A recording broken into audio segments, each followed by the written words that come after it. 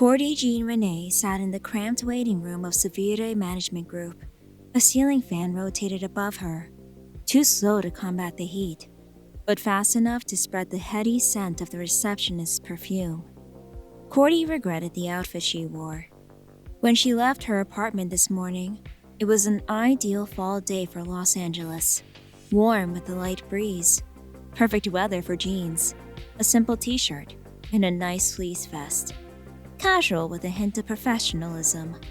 She hadn't anticipated how hot the office would be. Beads of sweat ran down her back, and she shifted in her seat, letting her shirt soak up the droplets. The shirt stuck to her back, and she shifted again, then tugged at the base of her shirt, peeling it from her back. Even the back of her neck felt sweaty. Wearing her hair down was another mistake. She fluffed her long dark hair, allowing her neck to breathe. Cordy looked up at the receptionist and wondered if the woman had seen her fidgeting in her seat. She hadn't. She was too invested in her work. Her blue acrylic fingernails click-clacked across the keyboard. Cordy noticed the receptionist's nails matched her hair and dress. She was a single pop of color in a severely yellowed room. It reminded Cordy of a smoker's stained teeth. She checked her watch. Her appointment was set for 3:30. It was now 3:45. "Mr. Coyne will see me today, right?" Cordy said. The receptionist didn't respond. "My meeting should have started 20 minutes ago." No response. She grabbed her purse from the faded and stained-off yellow chair next to her. "Give my regards to Mr. Coyne, but I think I'll go with someone else," Cordy said and started towards the door. "Ma'am," the receptionist began. "Yes?" Cordy removed her hand from the door handle. "Mr. Coyne will see you now." The receptionist smiled a wide, fake smile and batted her long, stick-on eyelashes. "Right through that door," she said, and motioned to the only other door in the room. "Thank you," Cordy said. Coyne's office was the same gross yellow as the waiting room. He attempted to class the joint up a bit. Family photos hung on the wall next to his rewards, accolades, and licenses. A decorative bookshelf stood in the corner. Various liquor bottles lined the center shelf. The top and bottom were bare, except for a dog-eared copy of The Prince. This was the office of a man feigning sophistication. Cordy walked over to the large mahogany desk. The wood had faded, and small chips and cuts dominated the edges of the desk. Two chairs, identical to the stained-off blue ones in the lobby, sat in front of the desk. The sound of a door opening startled Cordy, and she turned to see a man enter through a small door at the back of the room. He smiled. His teeth looked like a row of tiny tic-tacs shoved together. "Hello, Miss Renee. I'm sorry about the wait, but some clients can be time-consuming. Please, take a seat," he said. The man removed a stained pair of blue latex gloves from his hands. He balled them up and tossed them into the trash can next to his desk. He sat down. Cordy sat down as well. "I'm Ned Coyne," he said, and adjusted his necktie. The suit he wore seemed both too big and too small at the same time. "Thirsty?" he asked, and gestured to the bottles on the bookshelf. "No, thank you," Cordy said. "So," he began, walking over to the bookshelf. "I've looked over your socials. Impressive." He selected a simple bottle of whiskey and brought it to his desk. "Strong engagement, despite the small fan base." "It's growing. It's slow, but it's growing," Cordy said. Coyne smiled and sat down in his chair. "I'm sure it is." He removed a crystal shot glass from a drawer in his desk and poured a drink. "But it could grow faster." Coyne knocked back the shot in a single gulp and slammed the glass onto the table. Cordy jumped in her seat. Website algorithms take time to learn. Search engine optimization, tags, keywords, advertising, all that busybody work. What aspiring influencer has time for that? He said. Cordy shrugged. Ned nodded.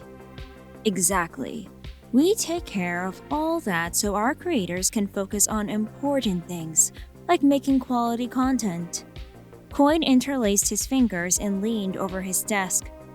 And with our help, you will make quality content. I mean, that all sounds great, she said. Good, he said. Coin leaned over and opened the bottom drawer of his desk. He leafed through rows of manila folders until he reached one labeled contracts. He pulled 2 sheets of stapled paper out and laid it on the desk, then slid it to Cordy. She looked it over. A little thin, she said with a laugh. We prefer simplicity, none of that legal mumbo-jumbo.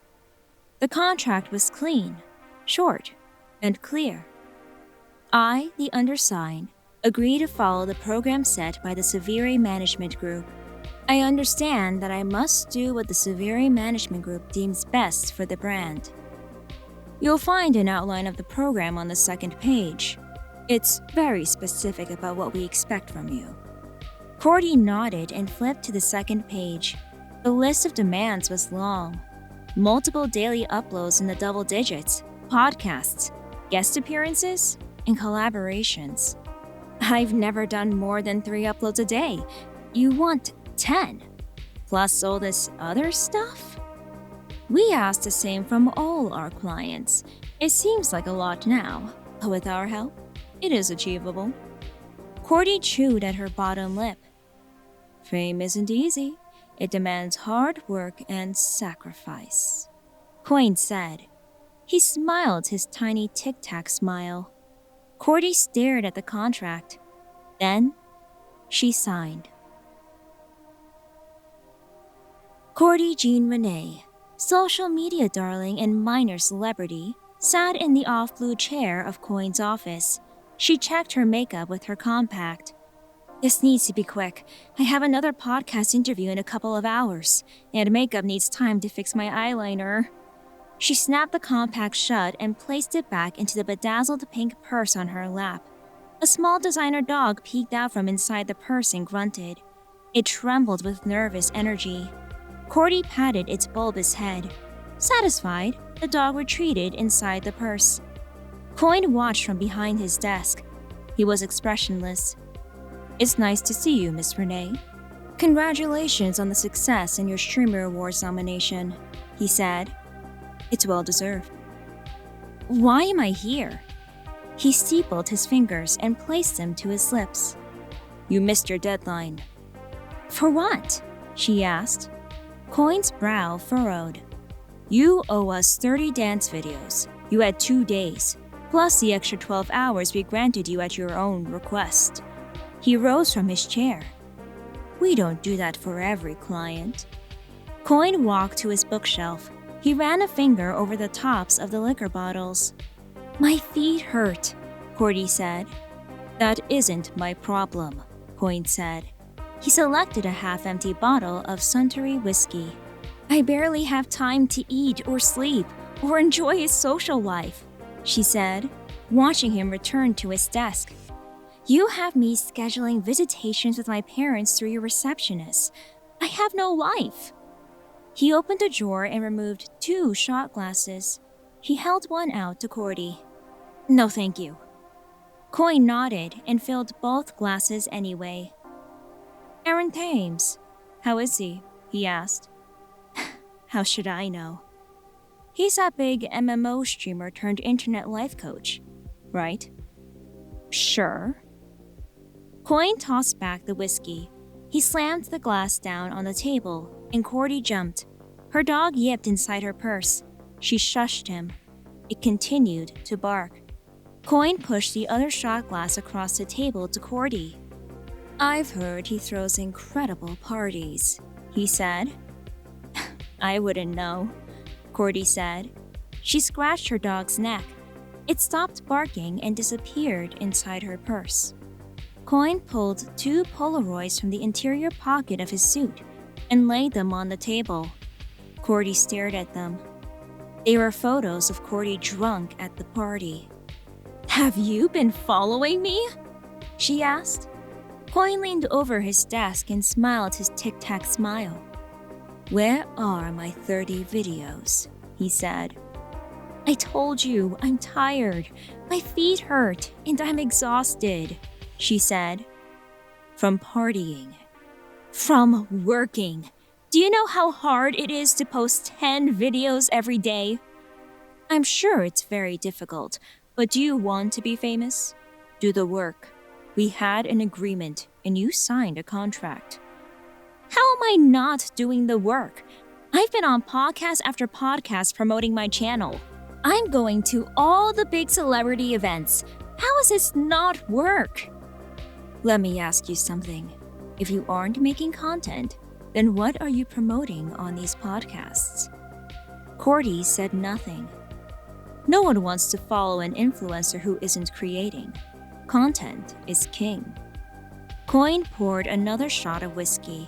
He toasted Cordy's untouched glass, then swirled his and downed the shot. "I love whiskey," he said, looking at the empty glass. He turned it in his hand. Distillers these days are too interested in doing something new.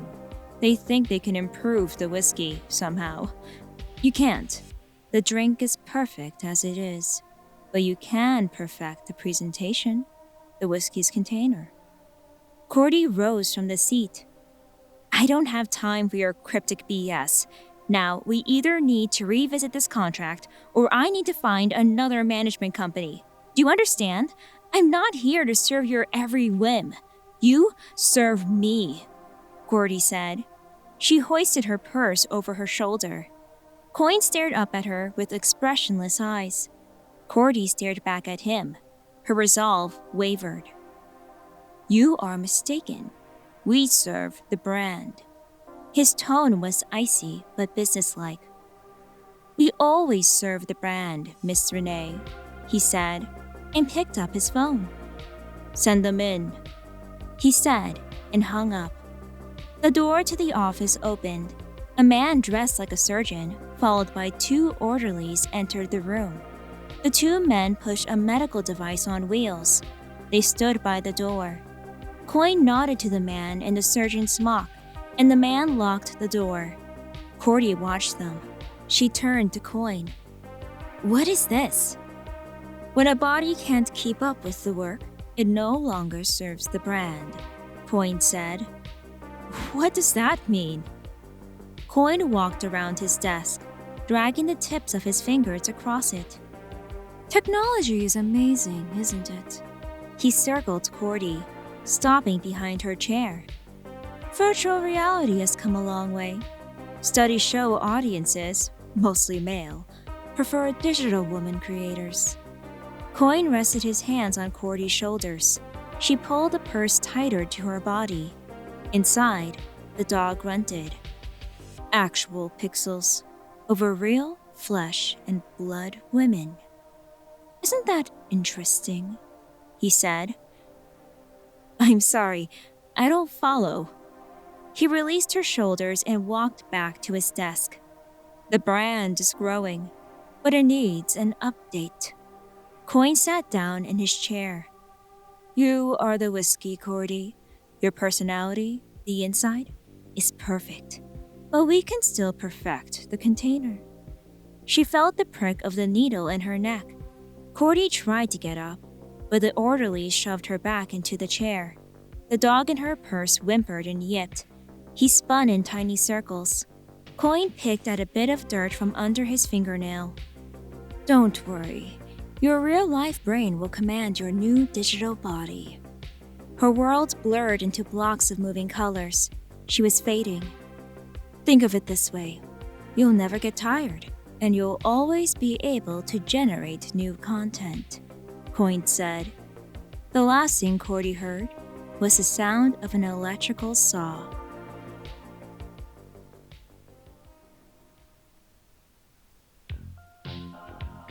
Thanks for calling.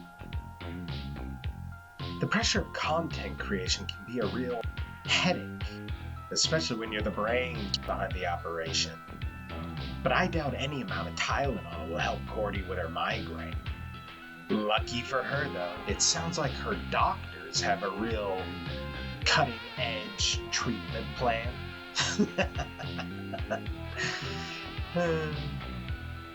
Well, that's it for me, Groovy Ghoulies. If you enjoyed the episode, please give us a like and a comment. It really helps the channel out with the algorithm. As for me, I'll be waiting right here for the next 13th caller.